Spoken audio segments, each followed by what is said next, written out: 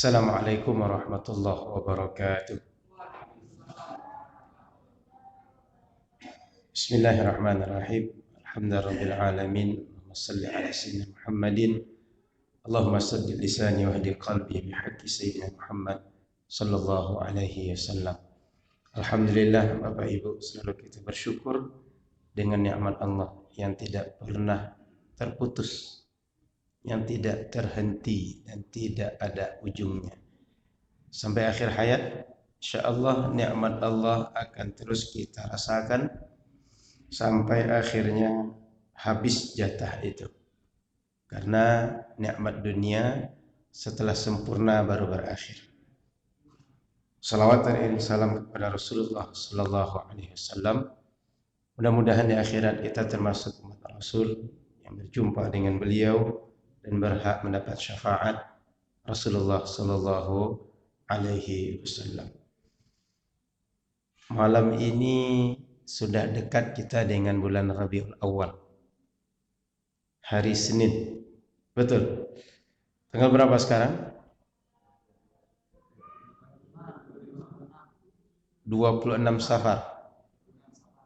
26 Safar. Senin itu banyak kemuliaan terkait dengan perjalanan Nabi Muhammad. Beliau lahir hari Senin, hijrah hari Senin, Isra Mi'raj hari Senin, meninggal pun hari Senin. Dan hari Senin beliau jadikan satu hari yang istimewa untuk puasa. Yang sampai hari ini kita melaksanakan puasa sunnah hari Senin. Maka Bapak Ibu yang dirahmati Allah Subhanahu wa taala, sebentar lagi kita akan masuk Rabiul Awal.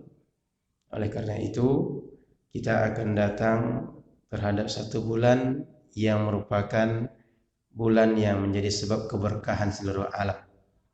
Bulan dilahirkannya Nabi Muhammad sallallahu alaihi wasallam. Baik, kita lanjut kajian kita, kajian fikih. Malam ini membahas tentang haid, istihadah, dan nifas. Minimal kita usahakan tentang haid kita bisa bahas malam hari ini. Haid. Ibu-ibu, haid itu apa, Bu? Keluar darah. Datang bulan. Menstruasi. Ada lagi? Sudah itu yang dikenal? Ada lagi yang lain dikenal? Istilahnya? Tamu yang datang rutin berupa darah yang keluar pada perempuan yang dikenal dengan menstruasi dalam fikih disebut dengan haid. Secara bahasa, haid itu artinya as-sayalan, darah yang mengalir. Kemudian darah yang keluar dari rahim perempuan ini bukan penyakit, tapi darah yang menjadi fitrah. Darah yang menjadi satu karakter penting seorang perempuan. Memang sudah menjadi karakter dia, ciri dia. Punya darah yang keluar rutin. Laki-laki tidak punya seperti itu. Maka di dalam syariat diatur bagaimana hakam hukum terhadap darah ini. Karena setiap orang perempuan pasti mengalaminya. Yang normal, yang sehat pasti mengalaminya. Secara syariat, haid itu disebut dengan damu jibillah. Darah yang keluar berdasarkan tabiat. Berdasarkan kebiasaan seorang perempuan. Kemudian kata syariat, taqtadihi at-taba' as-salimah, yang keluar karena kondisi yang sehat, kondisi yang stabil. Jadi bukan karena sakit, bukan karena tekanan, bukan karena sebab yang lain. Dia keluar mengalir ketika seorang itu sehat, normal, stabil. Yakhruju min aqsa rahimil mar'ah ba'da bulughiha ala sabilis sihah min ghairi sabab fi awqatin ma'lumah. yang keluar dari dasar rahim. Maka nanti ada beda istihadah dengan haid. Kalau haid keluarnya dari dasar rahim, istihadah keluarnya dari mulut rahim. Jadi beda keduanya, tempat keluarnya beda. Kemudian kapan keluarnya? Setelah masuk usia balik. Maka perempuan ketika keluar darah ini dihukumi dengan balik. Sehingga kalau kita ingin kenal anak kita balik, satu di antara 3 ciri. Laki-laki sudah mimpi basah, perempuan sudah datang haid, yang ketiga usia sempurna 15 tahun Hijriah. Jadi kalau anak kita mengalami satu di antara 3 ini, dia balik. Tidak dengan tumbuhnya jakun, suara berubah, atau bulu-bulu yang tumbuh di badan. Bukan itu ciri balik. Karena boleh jadi anak yang masih kecil jakunnya sudah muncul. Atau sudah balik tapi jakun tidak juga muncul. Atau kumisnya sudah panjang, berbagai bulu di badan sudah panjang, dia belum balik. Maka ciri yang ditetapkan para ulama, anak kita balik 3. Perempuan datang bulan, laki-laki mimpi basah. Kalau tak terjadi 2 hal ini, usia sempurna 15 tahun Hijriah. Jadi tidak mengalami satu di antara 2 tadi. Pokoknya sudah 15 tahun Hijriah. Anak kita hukumnya balik. Maka nanti jangan sampai besok sudah akan menikah. Sampai sekarang anak perempuan tak pernah datang bulan. Sehingga ditanya, ini sudah balik atau belum? Kira-kira balik atau belum? Besok mau nikah. Sekarang usianya 23 tahun. Tidak pernah haid. Balik atau belum? Balik. Atau anak laki-laki. Usia sudah 27. Tidak pernah mimpi kata dia. Besok mau ke KUA. Balik atau belum? Kenapa? Usia sudah 15 tahun. Jadi usia ini pasti dilalui semua orang. Kalau balik dengan haid, mungkin ada yang tak mengalami. Mungkin. Meskipun umumnya mengalami. Balik dengan mimpi, mungkin sebagian tak mengalami. Tapi dengan usia, semuanya pasti mengalami. Ada yang usia sampai balik langsung meloncet 7 balik? Kan tak ada kan? Pasti setelah 14, 15. Nah, maka dengan keluarnya haid tadi, seorang perempuan dihukumi balik. Ala sabil sihah, keluarnya orang ini ketika kondisinya sehat, bukan karena penyakit. Tapi orang yang mengalami haid, dia sehat, dia normal. Min ghairi sabab, juga bukan karena ada sebab tertentu, kecelakaan, terbentur, atau tertekan, atau cuaca yang terlalu panas, cuaca terlalu dingin. Orang kan terlalu panas kadang-kadang mimisan, betul ya? Terlalu dingin kadang-kadang juga mimisan. Itu kadang-kadang dengan keadaan cuaca yang berlebihan, ada orang yang keluar saja darah di kulitnya. Mungkin karena hilang elastisitas sehingga darah kulit itu pecah, maka keluar darah. Ini bukan karena sebab, tapi memang sudah naturalnya seorang perempuan keluar darah tadi. Nah, haid ciri-cirinya itu. Kemudian fi awqatin ma'lumah, di waktu-waktu yang sudah dikenal. Maknanya haid itu ada durasi, ada rutinitasnya. Bukan sembarang keluar, tapi ada waktu-waktu. Pertama, kapan dia pertama keluar. Yang kedua, berapa hari durasinya setiap bulan. Maka haid ini dia adalah tabiat seorang perempuan. Keluarnya dari mulut, dari dasar rahim. Kemudian keluarnya setelah perempuan mengalami balik, kemudian keluarnya perempuan dalam keadaan normal, dan waktunya jelas. Ini ciri utama daripada haid. Jika tidak memenuhi ciri-ciri seperti ini, bukan dihukumi darah haid. Nah, maka nanti ada darah yang lain. Kemudian ada istihadah.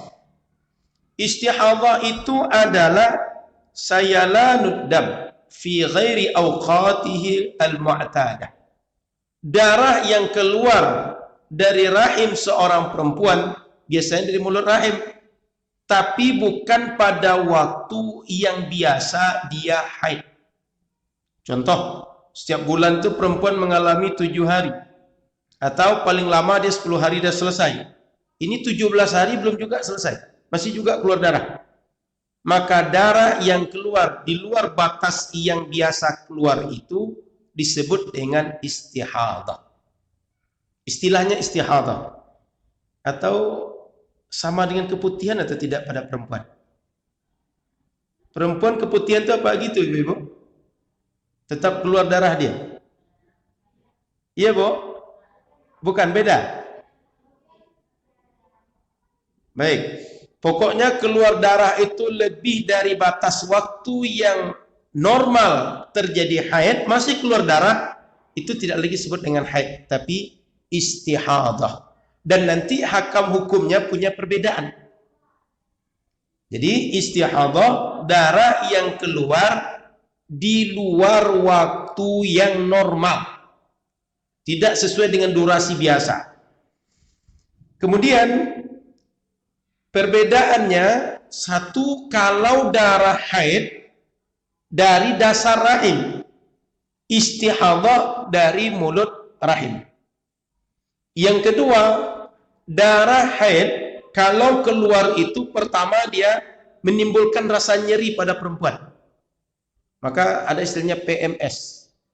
Yang kedua, darah nyeri tadi itu ketika keluar pekat, cenderung warnanya hitam. Dan lama-kelamaan warna ini berubah, semakin lama semakin terang. Maka sebelum dia putih jernih, nanti warnanya pirang. Pirang itu Indonesianya apa? Kayak warna krem itu. Nah, kayak warna air seni. Lebih agak kuning lah. Jadi warnanya berubah. Merah yang pekat dekat dengan hitam, nanti merah, sudah itu kuning, nanti baru ujungnya putih. Kemudian istihadah yang ketiga bedanya, itu darah penyakit. Haid darah normal. Jadi kalau orang istihadah ada suatu kondisi yang tak normal dalam dirinya. Tapi kalau haid itu normal. Tidak ada penyakit apapun.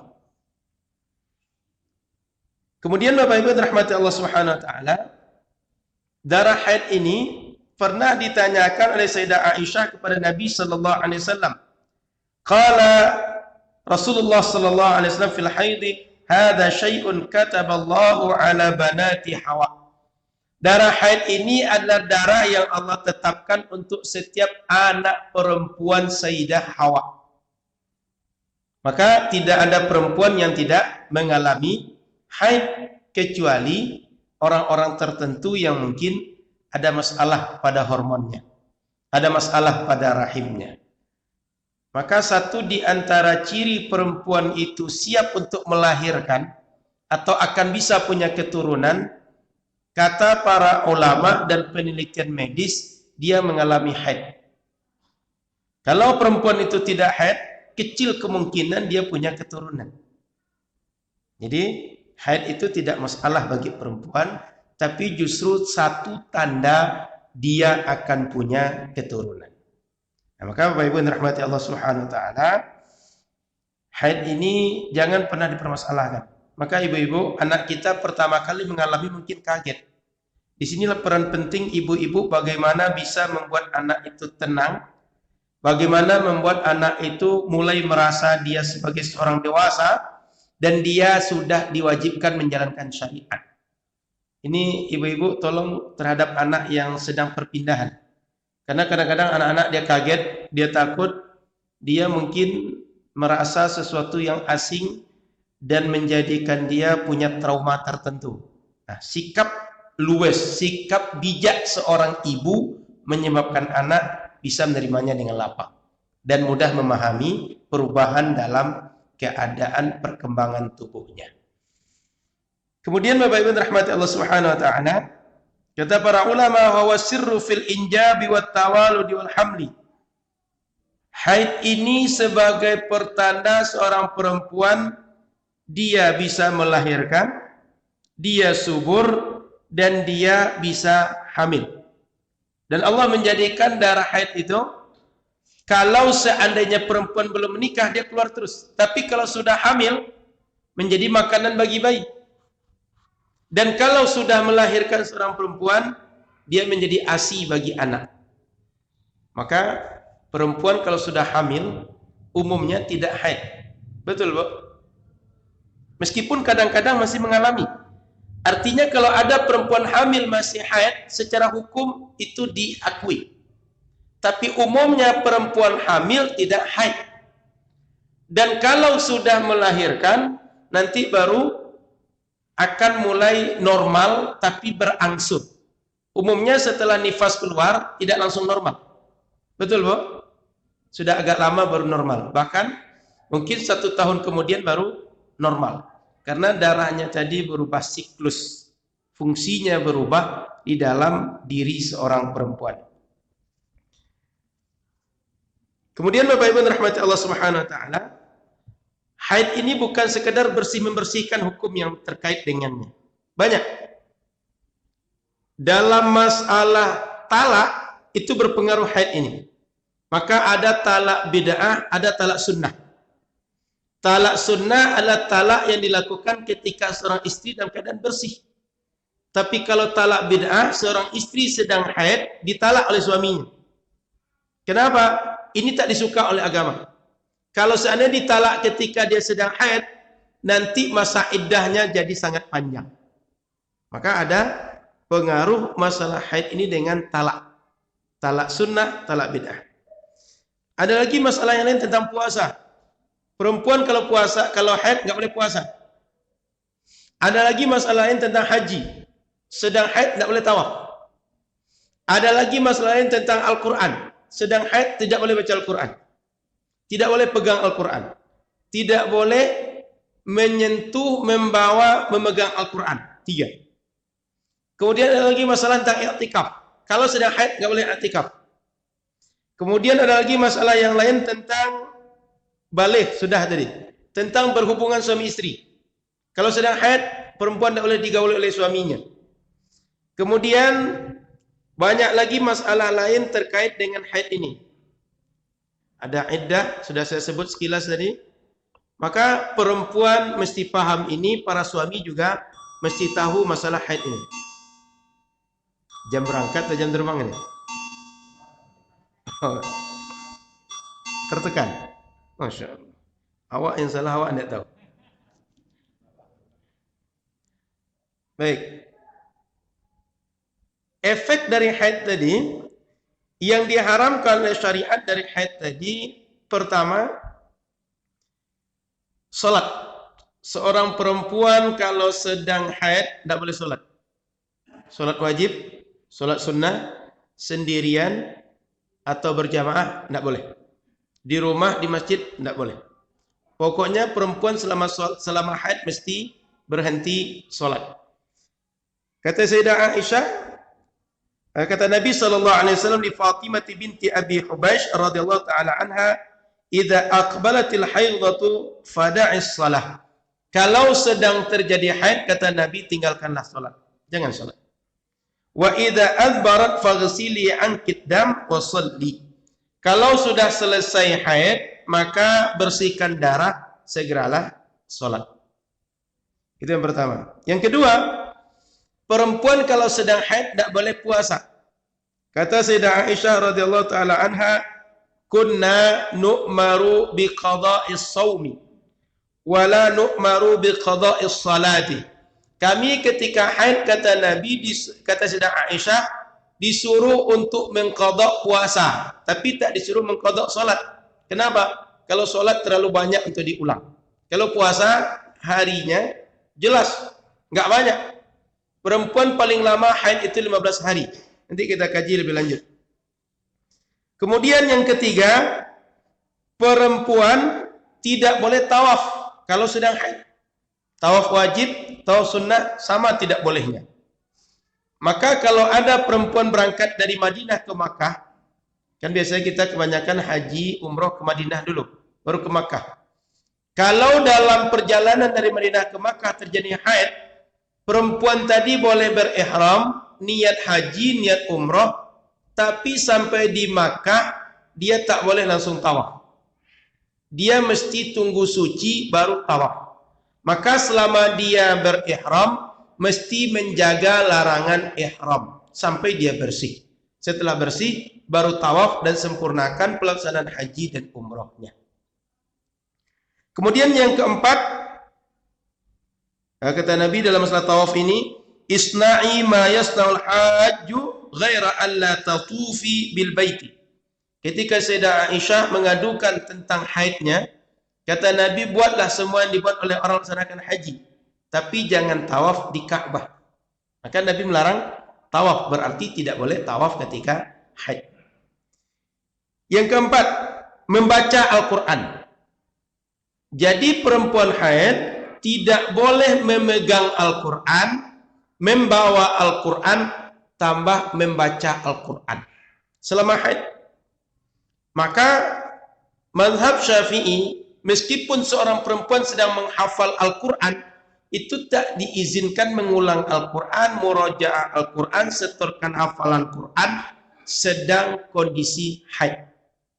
Kenapa? Saat itu dia tak boleh membaca Al-Quran.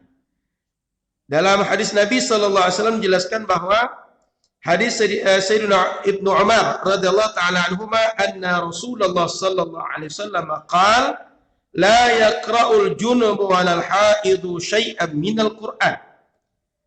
Nabi mengatakan orang haid, orang junub tidak boleh membaca Al-Quran sedikit pun.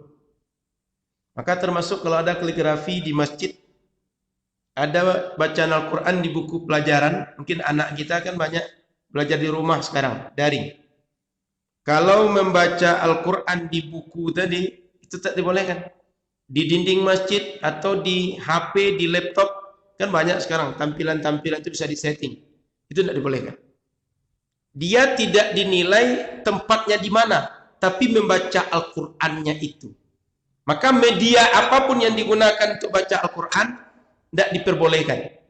Meskipun hanya ngikut orang. Mungkin dengar di masjid.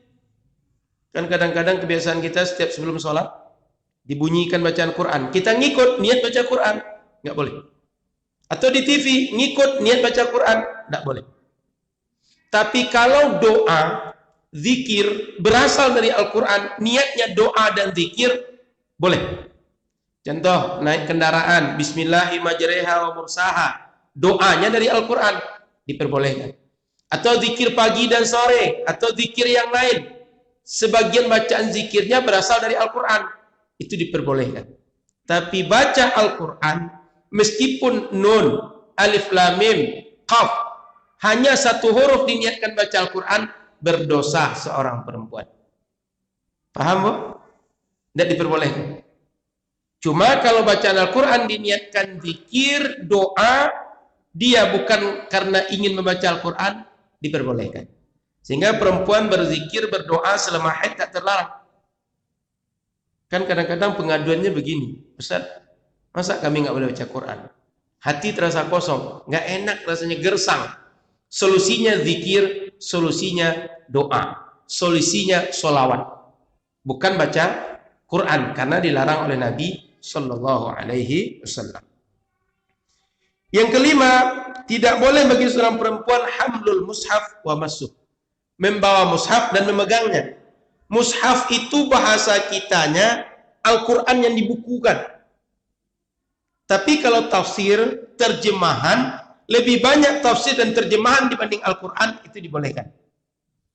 Kan kadang-kadang Quran kita di situ ya. Nah, Quran yang seperti itu, yang khusus Al-Quran, itu maksudnya tidak boleh dibawa. Tapi kalau HP, laptop dalamnya ada aplikasi Al-Quran, itu tidak sama hukumnya dengan mushaf yang khusus Al-Quran. Atau buku fikih, buku hadis, atau buku yang lain yang dalamnya Al-Quran, itu tidak sama. Yang dimaksudkan di sini adalah kumpulan yang memang Al-Quran saja isinya. Contoh buku ini hanya Al-Quran saja. Ini maksud mushaf Al-Quran. Ini tidak boleh dibawa, tidak boleh dipegang oleh perempuan yang sedang haid. Kecuali membawanya dalam tas, kita tidak langsung bawa ini. bersama barang yang lain, itu boleh. Atau kita mengajar anak mengaji, ketika menyentuh tak nyentuh langsung.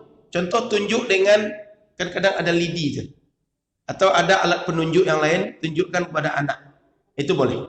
Tapi kalau nyentuh langsung, tidak diperbolehkan.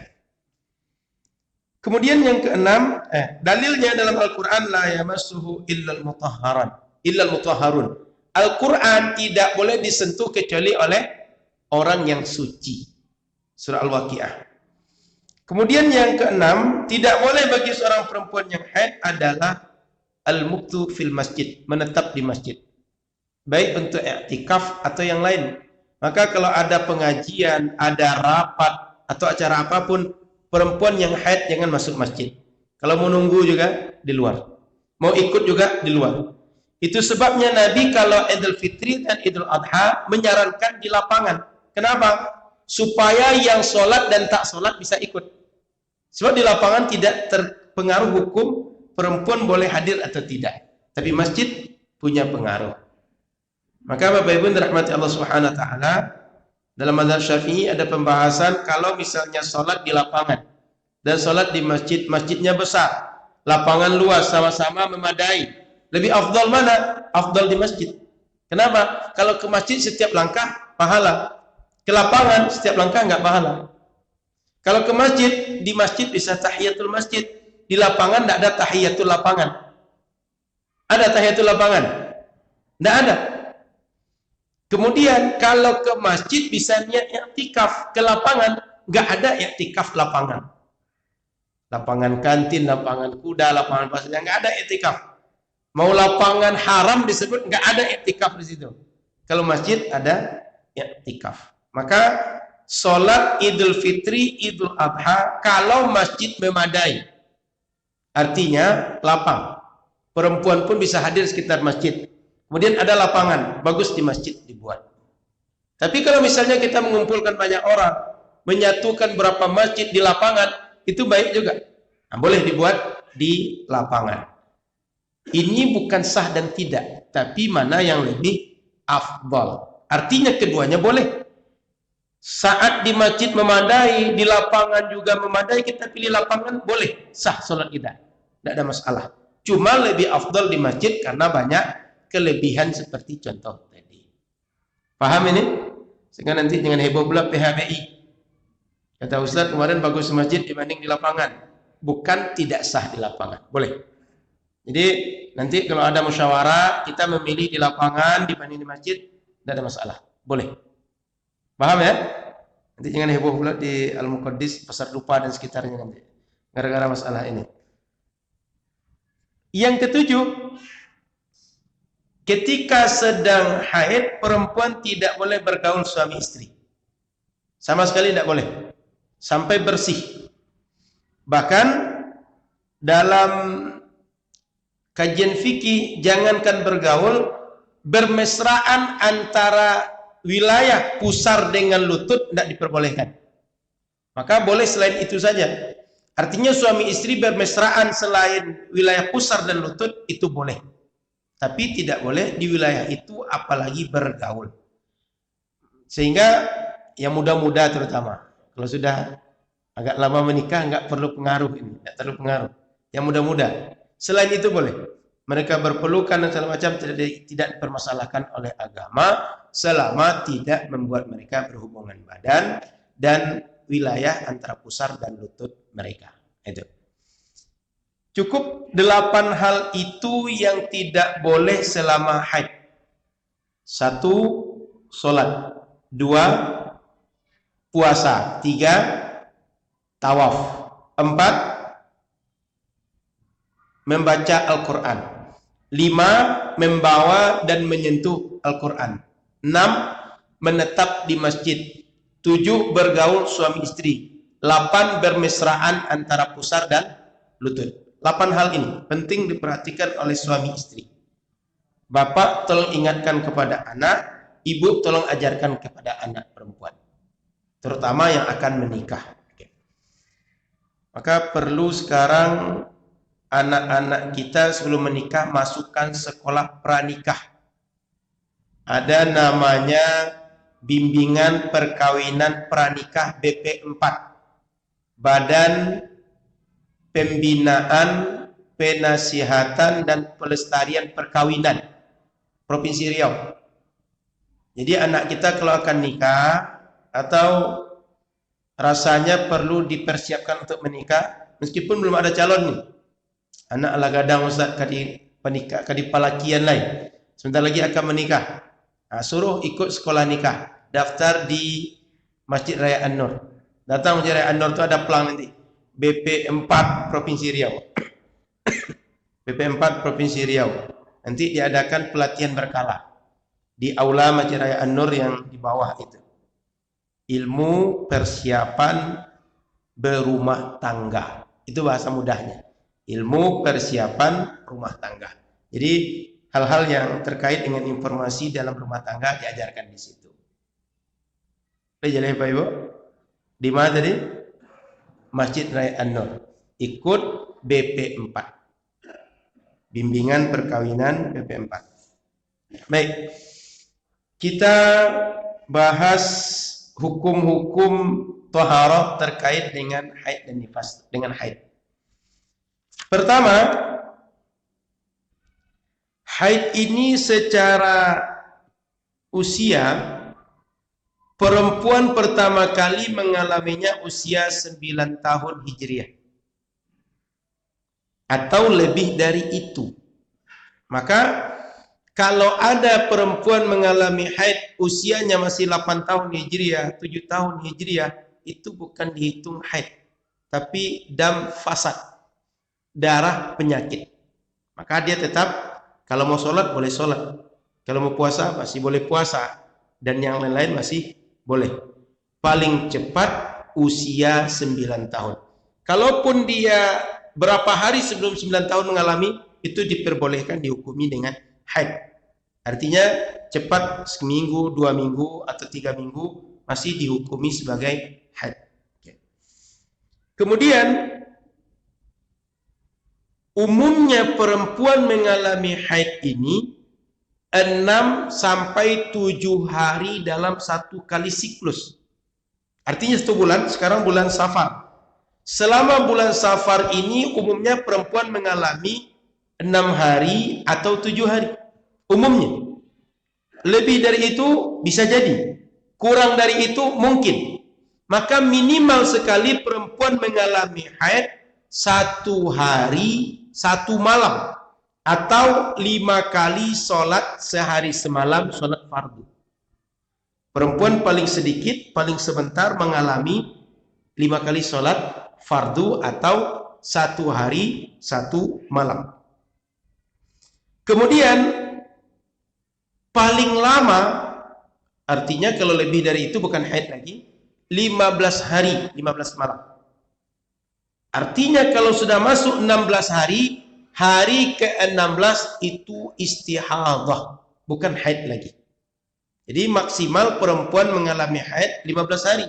Maka 1 bulan itu maksimal haid 15 hari dan suci 15 hari. Tapi ini jarang terjadi. Meskipun ada, tidak banyak. Maka kalau terjadi, kita tetap menghukumi haid selama maksimalnya 15 hari sejak darah pertama keluar. Maka Bapak Ibu yang dirahmati Allah Subhanahu wa taala, paling sedikit perempuan itu suci selama 1 bulan 15 hari. Sebab maksimalnya tadi 15 hari.